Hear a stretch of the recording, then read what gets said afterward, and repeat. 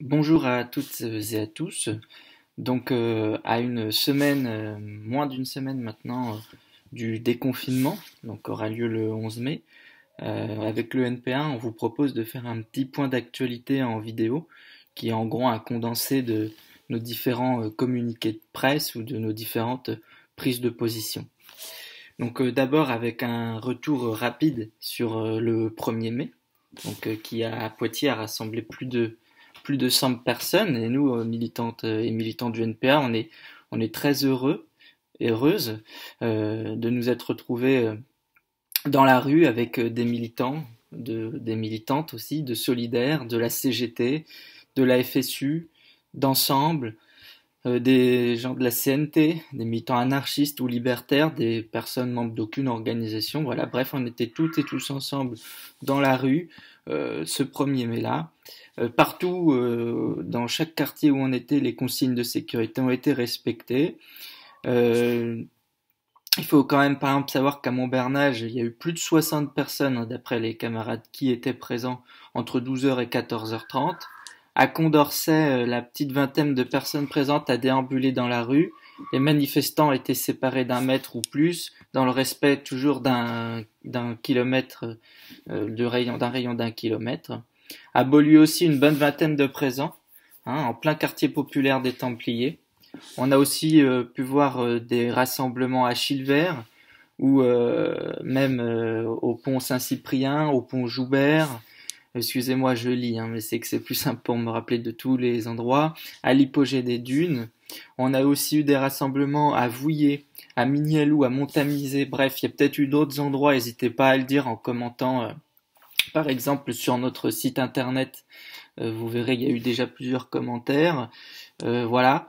Faut savoir que cet article, par ailleurs, sur notre site internet, a été vu plus de 500 fois. Sur notre page Facebook, on a dépassé les 3000 vues. Bon, tout ça pour dire que voilà, il y a une envie, il y a une volonté de la part de beaucoup de personnes de manifester, de se faire entendre, de pas confiner sa colère. Donc voilà, pour nous, c'est une très bonne chose et on est déterminé à rappeler à ce gouvernement qu'on ne payera pas leur crise. Ce même 1er mai, on a appris que 4 jeunes majeurs isolés ont récemment reçu une OQTF, donc une obligation de quitter le territoire français. Donc ces jeunes sont de Poitiers ou aux alentours.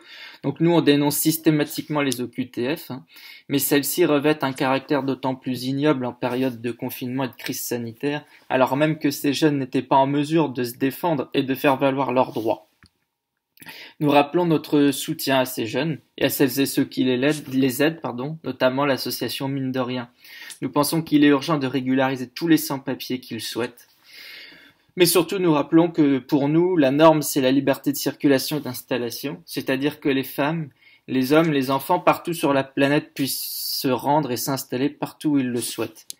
Pour défendre les 4 jeunes de Poitiers et tous les autres d'ailleurs, et puis aussi pour lutter contre le racisme, parce que nous on considère que ces mesures-là, elles sont complètement liées à des politiques de racisme d'État, hein, parce qu'on a on a là affaire à des personnes qui sont, même si nous on n'aime pas trop ces termes-là, mais qui sont totalement intégrés, qui cherchent du travail, etc. Donc bref, voilà, on est directement dans des logiques racistes, c'est-à-dire le seul argument pour demander à ces jeunes de quitter la France, c'est le fait qu'elles soient étrangères.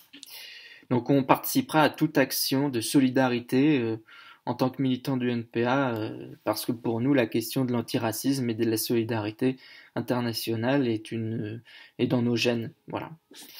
Donc ensuite, je vais conclure sur la question de l'école. On n'a pas encore publié notre communiqué, cela va être fait dans quelques temps, rapidement. Voilà, c'est une problématique difficile à appréhender, hein, car elle pose plusieurs aspects assez compliqués.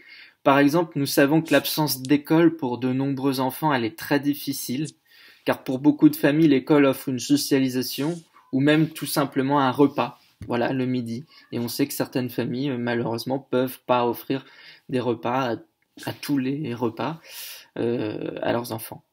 Au même titre, nous savons que le décrochage scolaire, il est d'abord plus difficile dans les classes populaires. Voilà, l'absence d'école n'est pas une bonne chose en soi. Donc ça, c'est un des premiers aspects. Néanmoins, pour nous, ces problèmes-là, qui sont réels et qui sont à combattre en réalité tout le temps, pas seulement là aujourd'hui, ils sont pas les raisons qui ont poussé le gouvernement à faire reprendre l'école le 11 mai. D'ailleurs, on verra si l'école reprend réellement le 11 mai. Pour nous, l'objectif à peine caché est de faire de l'école une garderie géante pour les enfants de parents devant retourner au travail. C'est le seul objectif de Macron et de ses amis, remettre en route la machine à profit. Pour notre part, nous comprenons la volonté de beaucoup de parents de souhaiter une reprise de l'école, car c'est très long, un confinement en famille, surtout dans des petits logements. Mais nous ne pouvons accepter une reprise dans ces conditions-là. La seule question qui doit vraiment nous inquiéter est la suivante. Comment garantir la sécurité de toutes et tous? Nous n'avons là aucune garantie et le principe de précaution devrait primer. Il ne devrait pas y avoir de reprise en réalité la semaine prochaine si on était un minimum cohérent et on devrait à minima attendre la rentrée de septembre, voire plus, attendre attendre que les médecins et les professionnels de la santé donnent leur feu vert, en fait, tout simplement.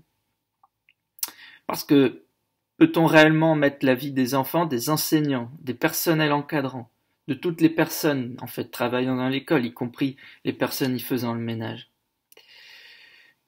Nous savons et nous comprenons là encore, vraiment, cette volonté de sortir de confinement, mais comment l'accepter dans ces conditions-là?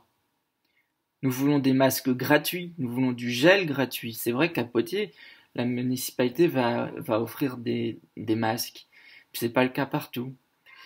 Nous voulons pouvoir nous déplacer en toute sécurité, donc à pied, à vélo par exemple, mais cela nécessite des aménagements, que ce soit au niveau du territoire, ce qui n'a pas été fait. Par exemple, on a pu profiter de la séquence pour faire des nouvelles voies de vélo, mais aussi au niveau du travail, avec des horaires aménagés. On aurait pu envisager par exemple une réduction massive du temps de travail dans la période. Mais en fait, plus globalement, les activités non essentielles, à la vie de tous les jours ne devraient pas reprendre. Parce qu'une seule question se pose, quel est le prix de nos vies?